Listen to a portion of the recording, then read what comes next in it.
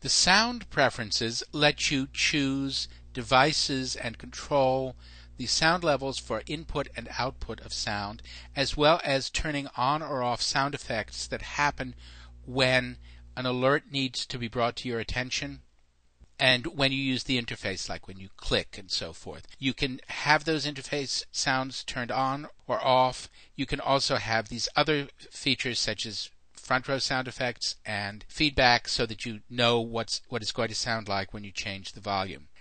You basically set output here.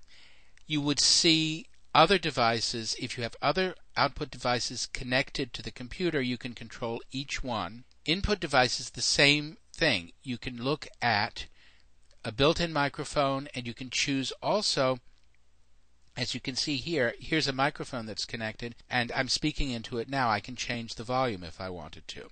So those are the controls for sound. We already talked about printing and faxing, and the last hardware preference to look at is the simple set of preferences for what happens when you insert different types of CDs and DVDs, blank ones or ones with music, pictures, and video. And you have various choices of what you can do for each one.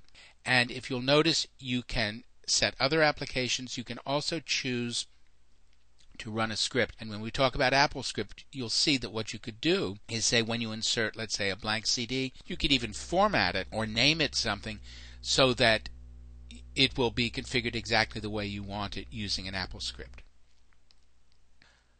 That's the end of the various preferences for hardware. You may see other ones, such as if you have a tablet, you may see ink preferences. There may be third-party preferences, but by and large, these are the major hardware preferences that you'll want to set.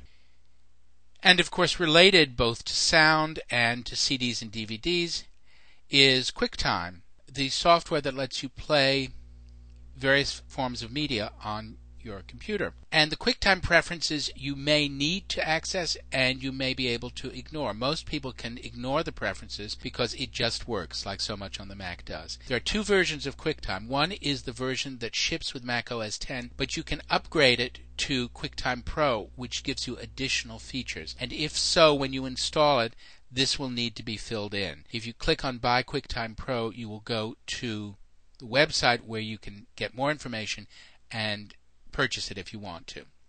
You can set your browser to play movies automatically. These are the default settings, and they're the best for most people. You don't have to worry about it. You also may want to update your QuickTime software. Normally this will be found using software updates, so you won't have to worry about this one either. You also can set or reset the options for streaming and playing media while it's downloaded. So Instant On is the option that you can set so that instead of having to download a movie or clip or music before it starts playing, QuickTime is smart enough to figure out when it's got enough that's downloaded and look at the connection speed so it can say it's probably safe to start playing now. So that's the option that you can set. If you find you have a network connection where it's jerking a bit, it plays for a bit and then stops to download the next bit, you may want to turn off Instant On, because what that will mean is it'll take longer